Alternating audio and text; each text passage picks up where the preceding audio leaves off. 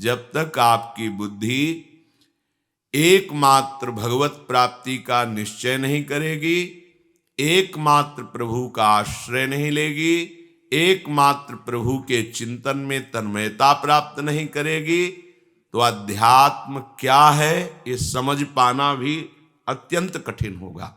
ये भगवद वाणी है। इसीलिए अपने आचरण को पहले हम सुधारने की चेष्टा करें भगवद आज्ञा के अनुसार। हम फंसे आचरणों में ही हैं। अगर हमारे आचरण शास्त्र विरुद्ध होंगे, मनमानी होंगे, तो हमें भगवद वाणी का जो एकांतिक फल है वो अनुभव में नहीं आएगा। आप सुन समझते हैं, बोल सकते हैं, प्रवचन कर सकते हैं इसका, पर अनुभव में नहीं आएगा। अनुभव में तो तभी आएगा जब पूर्ण रूप से आचरणों में पवित्रता आ जाएगी। श्री भगवान करुणा करके बोल रहे हैं कि ये जीव, मैं सबके समीप हूं पर मुझे देख नहीं पा रहा है। क्यों? ये जीव अजन्मा है फिर भी ये जन्म मरण भोग रहा है। क्यों? इसे कभी किसी भी वस्तु की कोई आवश्यकता नहीं है। जो हमारा स्वरूप है वो वस्तु से पोषित नहीं है। वस्तु से पोषित ये शरीर है और शरीर प्रारब्ध के अधीन है। तो तुम्हें व्यर्थ में इच्छा करके फंसने का ये जो प्रेरणात्मक भाव माया दे रही है, इससे बचना होगा। हमें यही फंसाव है। हम क्यों प्रभु को नहीं देख पा रहे? अजन्मा होते हुए क्यों दुख प्राप्त कर रहे हैं? अविनाशी होते हुए क्यों मृत्यु का भय हमें सता रहा है? जहां किंचिन मात्र कोई भी अभाव नहीं, वहां मांगे क्यों उठ रही हैं? क्यों इच्छा हो रही है? यही अज्ञान, यही मायाकृत भ्रम है जिसमें हम बहुत काल से फंसे हुए हैं। ध्यान से सुने तो भगवत कृपा से बात समझ में आ जाए तो इसी जन्म में हमारा काम बन जाए। हमारा काम बन जाने का मतलब है हम प्रभुमय हो जाएं। हैं प्रभुमय ही हैं। ये जब तक चूक रहेगी कि हम प्रभुमय नहीं हैं, तभी तक ये माया का आकर्षण है। आप भगवत स्वरूप हैं। कोई भी हो, कहीं भी हो, प्रभु का अंश प्रभुमय ही होता है। जब हम ये स्वीकार करेंगे तो काफी बल हम में आ जाएगा इस माया से लड़ने का। और जब हम ये स्वीकार करते हैं कि हम देह हैं, तो फिर भोग हमें परास्त कर देते हैं। ये काम क्रोध आदि हमें परास्त कर देते हैं। प्रभु कह रहे हैं, इच्छा द्वेष समुत्थेन द्वंद्व मोहेन भारत सर्वभूतानि सम्मोहम् सर्गे यान्ति परन्तप। हे भरतवंश में प्रकट हुए अर्जुन, ये जो इच्छा है, ये भोग लूं, ये देख लूं, ये पालूं, प्राकृतिक, इस संसार के दृश्य देखने की, संसार के भोग भोगने की, संसार के मान प्रतिष्ठा की कोई भी इच्छा, सबसे बड़ा बाधक भाव ये इच्छा ही है। जो महापुरुष भजन करके भगवत स्वरूप में स्थित होते हैं, बिना इच्छा के सब कार्य चलते हैं। वो इच्छा वाला नहीं, उनको नहीं जान सकता। उसके हृदय में निरंतर प्रभु प्रकाशित होकर क्रीड़ा करते हैं, जिसके हृदय में कोई भी भोग इच्छा नहीं होती। जाहि न चाही कबहु कछु तुम सन सहज स्नेह बसहु निरंतर तासुर सोराउर निज गेह। हे प्रभु, जिसे कभी कुछ पाने की इच्छा नहीं है, आपसे सहज में प्रेम है, उसका हृदय आपका निज घर होता है। आप वहां निरंतर वास कीजिए, वो आपका घर है। श्री वाल्मीकि जी महाराज कह रहे हैं। यहां श्री भगवान कह रहे हैं, ये इच्छा ही जीव के बंधन का कारण है। यहां तो इच्छाएं समुद्र की तरंग की तरह अटखेलियां कर रही है। जैसे समुद्र में अनंत तरंगे, ऐसे अनंत इच्छाएं, एक दो इच्छा है, अनंत इच्छाएं, ऐसा हो जाए, ऐसा हो जाए, ऐसा हो जाए। अगर कहीं प्रारब्धवशात भगवद इच्छा से ऐसा हो भी जाए तो और भी इच्छाएं, इच्छाओं का कभी अंत नहीं पाया गया। इच्छा त्याग से ही इसका अंत होता है। इच्छाओं की पूर्ति से कभी भी किसी की इच्छा रुकी नहीं है, आज तक इतिहास साक्षी है।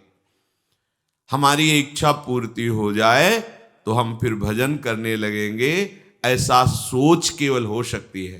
पर जहां वो इच्छा की पूर्ति हुई ताओ और इच्छाएं प्रकट हुई और उसमें फंस गया। इच्छा और द्वेष ये जिसके हृदय में रहते हैं, भगवान के समीप रहने पर भी उन्हें नहीं देख पाता है और उसे फिर ना चाहते हुए द्वंद्वों में पिसना पड़ता है। सुख दुख, लाभ हानि, जय पराजय, हर्ष शोक, जन्म मृत्यु, ये सब द्वंद्व हैं। ना चाहते हुए भी उसे इसमें पिसना पड़ेगा। जिसके अंदर भोगों की इच्छा है और दूसरों से द्वेष है। संपूर्ण प्राणी इसी मूढ़ता को लेकर अनंत काल से दुख भोग रहे हैं, जन्म मरण को प्राप्त हो रहे हैं। मेरे समीप रहने पर भी वो मेरा अनुभव नहीं कर रहे। स्पष्ट भगवान कह रहे हैं कि ये इच्छा और द्वेष, इच्छा को ही राग कहा गया है, ये राग द्वेष ही संपूर्ण सृष्टि को बांधे हुए हैं। इच्छा और द्वेष जिसके हृदय में है वो द्वंद्व में सदैव पिसता रहता है। कभी लाभ हो गया तो हर्ष से फूला नहीं समाता, कभी शोक हो गया तो बहुत दुखी हो जाता है। ऐसे ही पूरा जीवन व्यतीत हो जाता है। कहीं सम्मान मिला तो सुखी हो गया, अपमान मिला तो दुखी हो गया, अनुकूलता मिली तो सुखी हो गया, प्रतिकूलता मिली तो दुखी हो गया। और ये सृष्टि चक्र है, कभी एक जैसा चलता नहीं है, ये परिवर्तनशील है। आज वाह वाह तो कल निंदा होगी, आज निंदा तो कल यश होगा, ये क्रम चलता रहता है। जो इच्छा और द्वेष को स्वीकार किए हुए उसे ना स्वीकारती होने पर भी द्वंद्वों में उसे पिसना पड़ेगा। ये द्वंद्व उसे फिर चैन से नहीं रहने देंगे।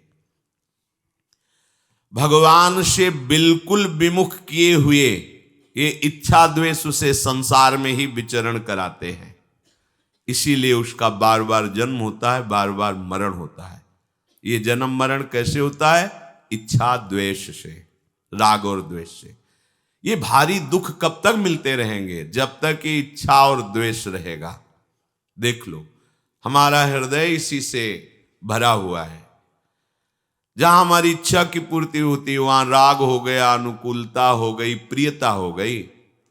और जहां हमारी इच्छा के विरुद्ध हुआ वहां द्वेष हो गया, प्रतिकूलता हो गई, नफरत हो गई, लड़ाई झगड़ा हो गया। ऐसे पूरा का पूरा द्वंद्व हमें हर समय पीड़ित करता रहता है। श्री भगवान कह रहे हैं जो विमुख जन हैं वो मेरे भजन में रुचि नहीं रखते, भजन करना नहीं चाहते, क्योंकि वो विवेक का प्रयोग ही नहीं करते हैं। सबके अंदर विवेक है। देखो, कुछ भी गलत करने के लिए जब आप कदम उठाएंगे तो अंदर जलन होगी और आपको कोई कहेगा मत करो, ये गलत है, वो विवेक है कह रहा है। पर वो आप जब नहीं मानते हैं तब फिर बुद्धि आपको सहयोग देने लगी। विवेक दब गया, बुद्धि अपना काम। अगर बुद्धि के ऊपर विवेक का शासन रहे तो आपसे ना किसी से द्वेष होगा, ना किसी से राग होगा। ये उपासक में होता है। जो भगवत सन्मुख उपासक भजन परायण होता है उसकी बुद्धि विवेक के शासन में रहती है सबके विवेक, पर वो विवेक का आदर ना होने के कारण बुद्धि स्वतंत्र रूप से निर्णय करती रहती है और वो नाना प्रकार के द्वंद्वों में फंस जाता है, पिसता रहता है। मनुष्य की प्रवृत्ति और निवृत्ति पशु पक्षियों की तरह नहीं होनी चाहिए, विवेक से होनी चाहिए। पशुओं को भोग दिखाई दिया, टूट पड़े, परिणाम क्या है, कोई मतलब नहीं। ध्यान दीजिए, आपको विवेक मिला है, सामने कोई अनुकूलता दिखाई दे रही, कोई भोग दिखाई दे रहा है, कोई इच्छा की पूर्ति दिखाई दे रही, तो विवेक से पहले सोचिए ये कहीं अधर्म तो नहीं है, ये जो मैं करने जा रहा हूं कहीं पाप आचरण तो नहीं है, ऐसा तो नहीं शास्त्र विरुद्ध आचरण मेरे द्वारा ये होने जा रहा है। विचार कीजिए, क्योंकि पशु में विचार नहीं होता, मनुष्य में विचार करने का अवसर दिया गया है। यदि आप विचार नहीं करते और भोगों में टूट पड़ते हैं तो आप और पशुओं में फिर क्या अंतर रह गया, फिर इस मनुष्य देह की दुर्लभता क्या रही। मनुष्य अपने विवेक को महत्व ना दे करके इच्छा का महत्व देता है। बहुत भगवान बोल रहे हैं, इसलिए सत्य विषय, अंदर से विवेक हमें उपदेश करता है, हम उसका आदर नहीं करते, हम अपनी इच्छा का आदर करते हैं। जब तक मनुष्य अपनी इच्छा का आदर करता रहेगा, विवेक का अनादर करेगा, तब तक उसकी ये बार बार जन्म मरण परंपरा रुकेगी नहीं। इसका मतलब ये समझ में आया कि उपासना का मतलब है इच्छा को मिटा देना।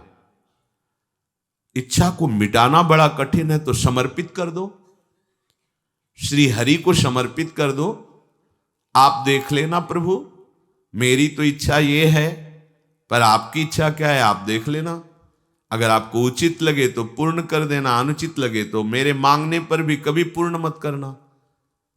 तो ऐसे सर्वज्ञ भगवान को अपनी इच्छा दे देने से हम इच्छाओं से मुक्त हो सकते हैं। या फिर विवेक बल से अपनी इच्छा का मर्दन कर दीजिए, क्योंकि जितनी भी इच्छाएं वो शरीर और इंद्रियों को लेकर होती हैं। अगर कहीं भगवत प्राप्ति की इच्छा हो जाए तो सब इच्छाओं के नाश करने की सामर्थ्य आप में आ जाएगी। जो साधक इच्छा के अनुसार बातें स्वीकार करता है और इच्छा के अनुसार त्याग देता है, उसका पतन हो जाता है। ध्यान देने योग्य बात है।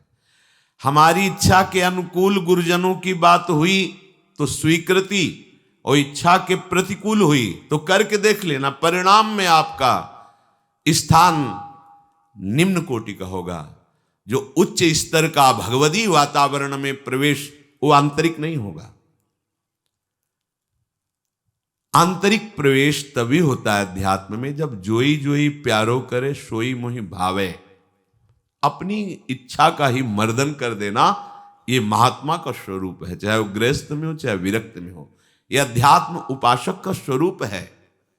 विनिवृत्य कामा, जो अध्यात्म नित्या है, नित्य अपने आत्म स्वरूप में स्थित होना चाहता है या भगवत प्रेम प्राप्त करना चाहता है, कोई भी सद असद इच्छा नहीं, न सद न असद, विनिवृत्त कामा।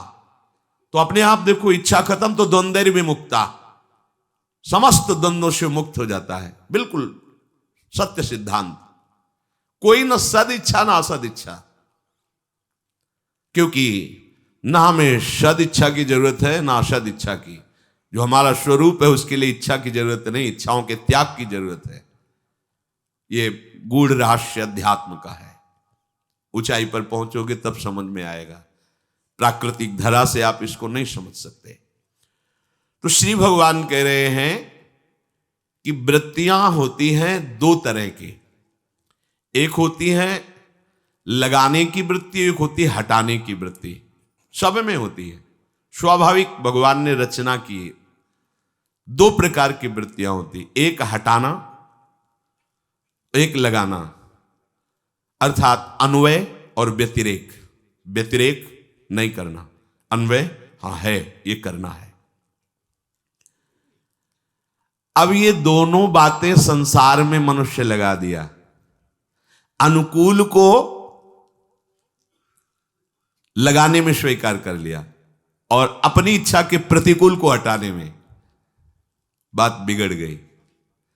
एक वृत्ति है हटाना, एक है लगाना। दोनों अनुकूलता को लेकर के वो कर रहा है।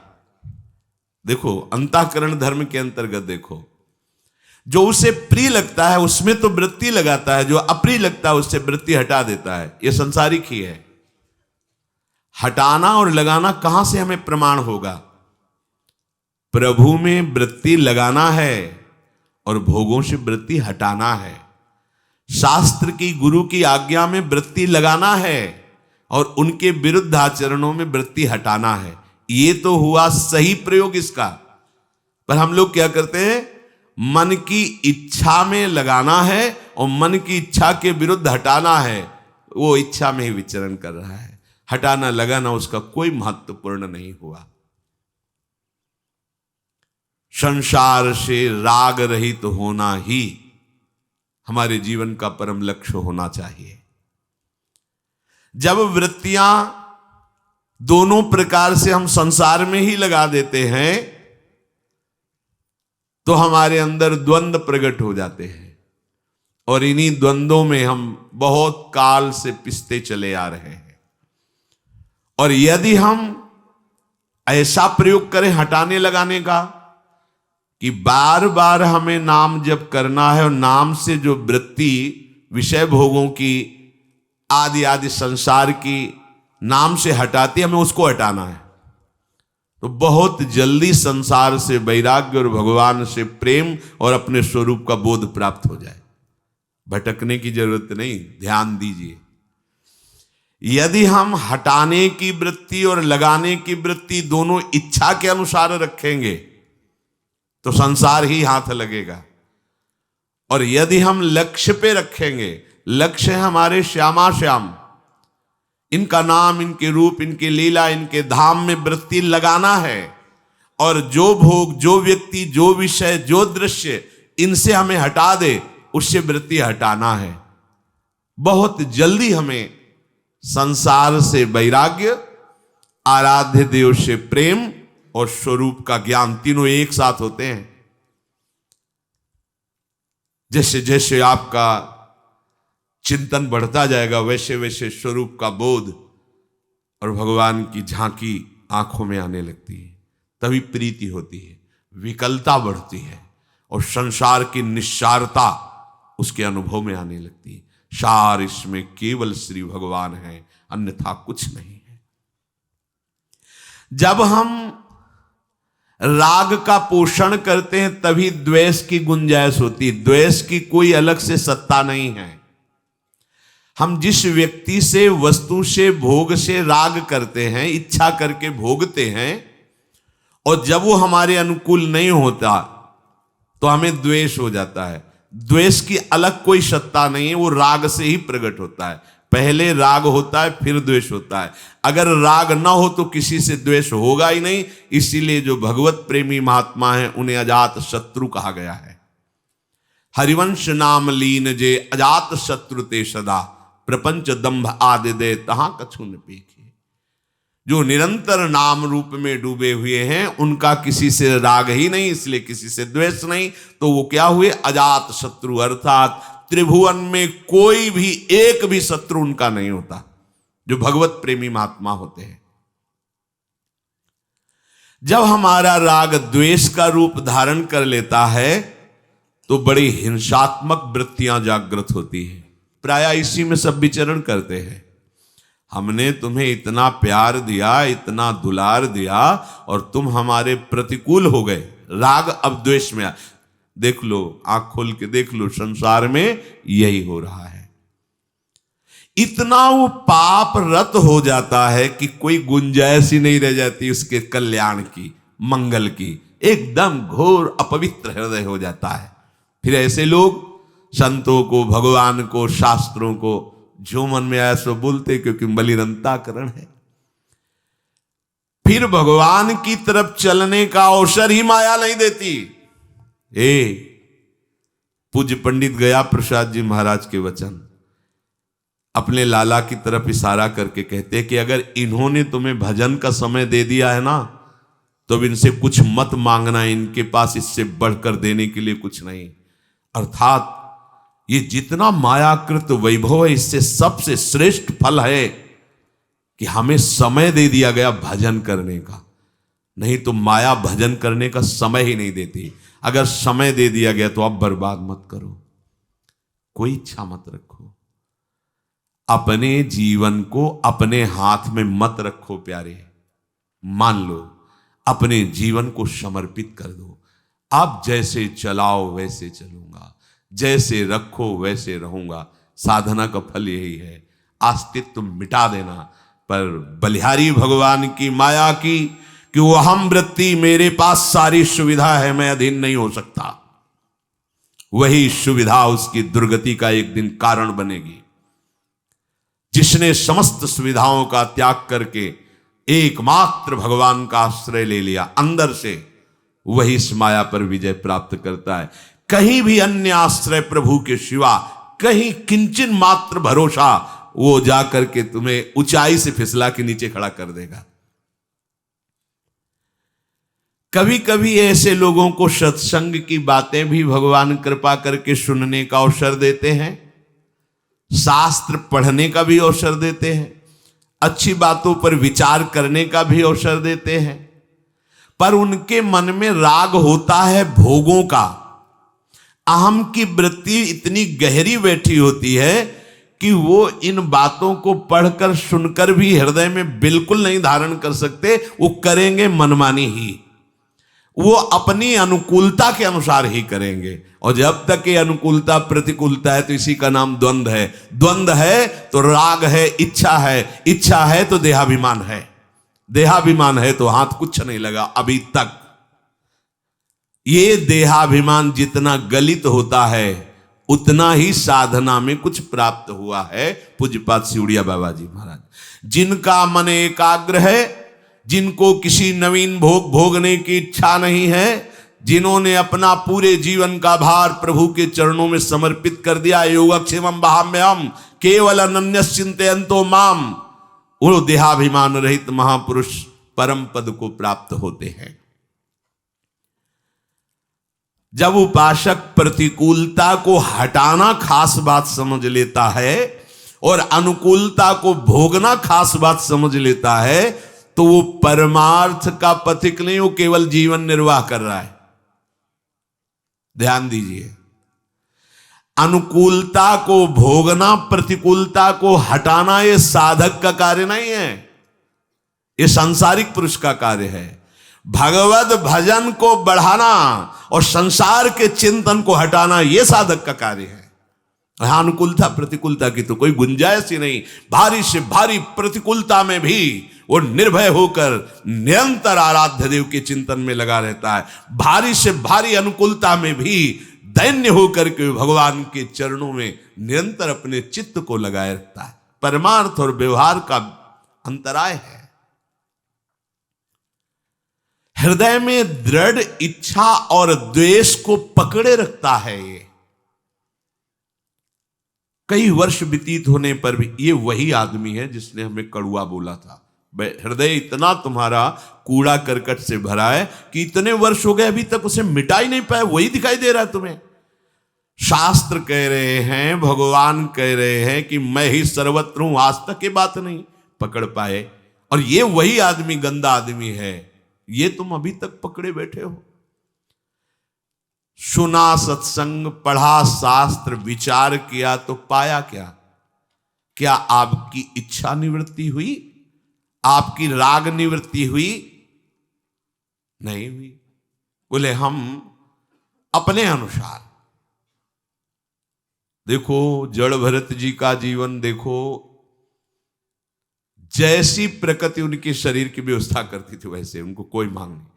कोई जला हुआ भुना हुआ खरोच करके जो फेंकने जाए वो खा लिया। कोई काम करवा रहा है, काम कर दिया। ब्रह्मानंद में छके हुए महापुरुष, उनके जीवन को पढ़ के देख लो। जब तक कोई इच्छा है तब तक हम कैसे साधना की ऊंचाई पर चढ़ेंगे? क्योंकि इच्छा ही वो बोझा है जो आगे नहीं बढ़ने देती। इच्छाओं का मर्दन कर देना, इच्छाओं का दमन कर देना, कोई भी आवश्यकता न रह जाना, यही अध्यात्म की ऊंचाई है। कोई भी आवश्यकता न रह जाना। हम आवश्यकता को मिटाने के लिए चले हैं, आवश्यकता को बढ़ाने के लिए नहीं। हमारी आवश्यकता केवल प्रभु है। अब वो जैसा चाहे वैसा चलावे। हमें केवल अपने आराध्य देव की तरफ चलना है। अच्छा, जो द्वंद्वों में फंसे हैं, अगर वो कहीं किसी एक विषय पर दृढ़ राग कर लें और सब विषय छोड़ दें, तो उनके कल्याण का मार्ग खुल जाएगा। बड़ी सूक्ष्म बात है। किसी एक विषय पर हमारी दशा क्या है? प्रपंची स्वभाव है। अभी ये भोगा, अभी ये भोगा, ये भोगा, ये भोगा, बहुत फैलाव है। किसी एक विषय पर, जैसे धनुर्दास जी की पूरी आसक्ति समझ करके अपनी पत्नी के रूप में हो गई थी। कहीं आसक्ति नहीं थी, ना अपने से ना पराये से। बड़ी ऊंचाई पर पहुंच गए इस आसक्ति को लेकर। ना अपने शरीर की शुद्धि है कि लोग क्या कहेंगे। अब सामान लेने अगर घर की कोई सेवा की बाजार में जाना है, तो वो अकेले नहीं जा सकते थे, पत्नी के बिना नहीं जा सकते। और वो भी ऐसे नहीं कि साथ ऐसे चले, रूप देखे बिना नहीं रह सकते। तो धूप ना पड़े उनके रूप में ऐसे छाता लेकर के और बैक पीछे हटते जाते थे, उल्टा चलते, सामने पत्नी आ रही, लोग हंसी दिल्लगी मजाक करते, कोई परवाह उनको नहीं थी। आसक्त चित्त, देखो सब जगह से हटकर एक जगह आसक्ति हो गई। इस एक आसक्ति का चमत्कार हुआ कि ये सूचना आचार्य चरण तक पहुंची।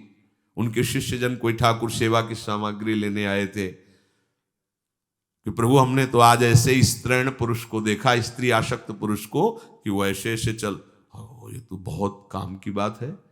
पूरा चित्त उसने समेट दिया है, बस उसका मोड़ कर देना है। पूरा समिटा हुआ चित्त है। नजदीक गए, उनका भाई तुम ऐसा क्यों? उनका देखा कि महात्मा, उनका मैं जी नहीं सकता इस रूप के बिना। बोले अगर इससे भी सुंदर रूप हो तो? बोले ऐसा हो ही नहीं सकता। तो उनका अरे ऐसे कैसी बात करते? जीव ही स्पर्श किया तो संकल्प किया तो रंगनाथ जी भगवान उनके मानस पटल। अब तो छाता गिर गया, क्योंकि रूपाशक्त थे। जीव ही भगवद रूप का प्रादुर्भाव आचार्य कृप सब छूट गया एक जगह। श्री बिल्व मंगल जी महाराज भोगाशक्त पुरुष, यौवन अवस्था का शरीर में जब आवेश हुआ तो चिंतामणि नाम की वैश्या, इतनी सुंदर नवयुवती और ऐसी गायिका, ऐसा नृत्य, ऐसा हाव भाव, ये देखकर तो लुट गए। उत्तम कुल में जन्म हुआ था, सब मर्यादा छोड़ दी, वहीं वैश्या के पास ही रहने लगे। उसी का नृत्य गायन शब्द, घर से संपत्ति ले जाते उसको देते। परिवार के जनों ने देखा कि इनकी तो बहुत दुर्गति का कारण हो गई ये आसक्ति, तो शायद अगर इनका ब्याह कर दिया जाए तो वृत्ति पलट जाए। तो सुशील धर्मव्रत धारण करने वाली एक कन्या से इनका ब्याह हुआ। वो पातिव्रत धर्म से युक्त थी। एक बार भी नहीं देखा ही नहीं उस अपनी पत्नी को, क्योंकि आसक्ति तो चिंतामणि से है। माता पिता पधार गए, संपत्ति सब वैश्या को दे चुके थे। अब वहां तो संपत्ति की आवश्यकता ही होती है, बिना संपत्ति के व्यवहार कैसा? क्योंकि वहां प्रेम तो है नहीं। ये आसक्त है, लेकिन वो तो अर्थ में आसक्त है, सुविधाओं में। अपनी पत्नी से कहा, आज बोले कि अगर मैं संपत्ति कुछ नहीं ले गया तो हमें हटा देंगे, वो हटा देंगी तो मैं मर जाऊंगा, मैं जी नहीं सकता। तो जो उसके सौभाग्य के चिन्ह थे दे दिए। कितनी देवी, कभी एक बार नहीं कहा कि आप अब हमारी तरफ भी तो देखिए, हमने अपना जीवन आप कभी नहीं कहा। बड़ा चरित्र है, हम सारांश में बता रहे। ये मंगलसूत्र किसका है, ये कुंडल किसके? तो उनका हमारी पत्नी के हैं। धिक्कार तुम्हारे जीवन को, और धन्य है तुम्हारी वो अर्धांगिनी जो तुम्हारे सुख के लिए ऐसा समर्पण करती। अब आगे कहां से धन लाओगे? नहीं, निकल जाओ हमारे यहां से, तुम्हारे जैसे पुरुष की हमें आवश्यकता नहीं। ऐसी आसक्ति जो हम पर किए हुए हो, अगर श्री कृष्ण पे करते तो तुम्हारा कल्याण हो जाता। भाग यहां से, अर्थविहीन की हमारे यहां कोई जरूरत नहीं। भगवान ही उसकी जबान पर बैठकर बोल रहे थे। सोचो, जिसकी ऐसी आसक्ति और वहां से धक्के मार के निकाल दिया गया हो, उसकी हालत क्या होगी। बस शब्द कान में वही गूंज रहे थे कि अगर यह आसक्ति श्री कृष्ण में होती तो वहां कल्याण हो गया होता। अब जहां कभी ठौर नहीं मिलती कहीं, तो फिर एक ही जगह दिखाई देती, श्री हरि। यह दरबार ऐसा है कि सबके लिए हर समय खुला रहता है भगवान का। और इस दरबार में प्रवेश पाने के लिए संतों की फिर जरूरत होती, बिना संतों के मार्ग नहीं मिलता। एक आश्रम में गए, वहां सदगुरु रूप से वर्ण किया, कृष्ण मंत्र की दीक्षा ली, काफी समय तक वहां रहकर भजन किया, फिर विचार किया कि हम अब भ्रमण करते हैं। एक दिन वो एक सुंदर बगीचा देखा, सरोवर था, वहीं देव मंदिर था, वहीं स्नान करके बैठे मंत्र जप कर रहे थे, तो एक नवयुवती उसी मंदिर में पूजा करने के लिए आई। देखते ही उनका भाव बदल गया, जैसे चिंतामणि वैसे ही उनको ही दिखाई देने लगी। अब तो फिर वही बावरापन, पीछे चल पड़े। बार बार पूजा करने के बाद मुड़ करके देखती कि ये आदमी हमें बड़ी एकाग्र दृष्टि से देख रहा है, तो वैष्णव पर दृष्टि सही नहीं है।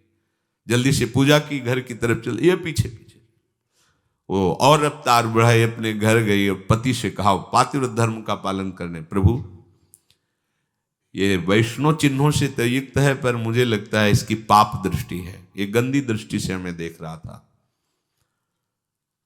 तो जो धर्म का पालन करने वाले होते बड़े गंभीर होते हैं, उन्होंने कहा तुम अंदर जाओ, ये वैष्णव चिन्हों से युक्त है, इसका अनादर तो नहीं कर सकते, दरवाजे पर आया है, हम इससे प्री भाषण करेंगे, तुम्हारी कोई हानि तो हुई नहीं है। गए, उनका कहिए भगवान कैसे आगमन हुआ। तो उनका ये जो अभी गई कौन थी, उनका हमारी अर्धांगिनी थी, एक बार देखना चाहता हूं, आइए विराजिए। कितने धर्मात्मा थे, वो धर्म को जानने वाले थे, अतिथि भावना की रक्षा करने वाले थे। बैठे, पत्नी से कहा तुम उनके सामने जाइए, वो देखना चाहते हैं तुम्हें। उनका प्रभु मैं बता रही हूं कि इनकी गंदी दृष्टि थी, अगर कहीं स्पर्श कर लिया तो बोले तुम्हें अपने पातिव्रत धर्म पर विश्वास होना चाहिए। जो अपने धर्म का पालन करता है भगवान उसकी रक्षा करते हैं। तुम निश्चिंत होकर के उसको एक कमरे में बैठा दिया, भेजा। पत्नी गई, ऐसे देखा, हृदय जल गया। ओहो, पूरा जीवन तो मैंने पाप किया, अपराध किया, मेरे पवित्र माता पिता मेरी चिंता में प्राण त्याग दिए, मेरी पातिव्रत धर्म का पालन करने वाली पत्नी ने प्राण त्याग दिया, चिंतामणि ने मुझे ठुकरा दिया, आज भी मैं वैसी हालत में हूं। गुरु ने कृपा की, मंत्र दिया, वैसे ही मेरी हालत, ये हालत आंखों के कारण हुई है, नहीं रहने दूंगा इन आंखों। उनका देवी एक सेवा करोगी? हाँ बोलिए। 2 सुई लाकर मुझे दे दो। पति से कहा कि उन्होंने कहा 2 सुई लाकर दे दो, दे दीजिए। 2 सुई लिए और कहा हे कृष्ण, आपने कृपा करके अवसर दिया, पर ये नेत्र आपको देखने के लिए लालायित नहीं हुए, ये संसार के रूप देखना, अब मैं इनको नहीं रखूंगा। दोनों सुई चुभो ली, दोनों आंख फोड़ दी। वो दोनों गृहस्थ देखकर हाथ जोड़ पड़े, भगवान आपने ऐसा क्यों किया? बोले मैं वैष्णव भेष धारण के ऊपर, मैं हृदय से वैष्णव नहीं हूं, मैं वैश्यागामी व्यभिचारी रहा, आज फिर मेरी दृष्टि खराब हो गई। इस दृष्टि ने मुझे श्री कृष्ण से दूर किया। ऐसी दृष्टि किस काम की, जो आप जैसे पवित्र गृहस्थों के प्रति भी हमारी पाप दृष्टि हो, इसीलिए इसे नहीं रखना, फोड़ दिया। चल पड़े, श्री कृष्ण को अपने नेत्र बनाकर चल पड़े वृंदावन के लिए। अब जो जन्म से अंधे होते हैं उनका पूर्वाभ्यास होता है, उनका पूर्वाभ्यास होता है, वो बहुत संभाल के चलते, लेकिन अचानक कोई अंधा हुआ तो उसका पूर्वाभ्यास नहीं होता। इसलिए एक ऐसे कुएं में जिसमें जल नहीं था, सूखा था, उसमें गिर गए जाके। अब तो सोचा कि अब तो मरना ही है, आसपास कुआं, बस हे कृष्ण हे करुणा में प्रभु को पुकारा, हे दीन बंधु बाबा हाथ पकड़ो।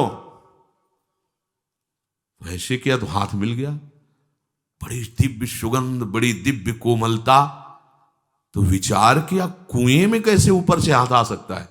30 हाथ का कुआं, 25 हाथ का कुआं, कैसे ये तो अजान बाहु श्री कृष्ण ही ऐसा कर सकते हैं। एक क्षण में बाहर आ गए, तो हाथ को ऐसे स्पर्श करते हुए छुड़ा लिया।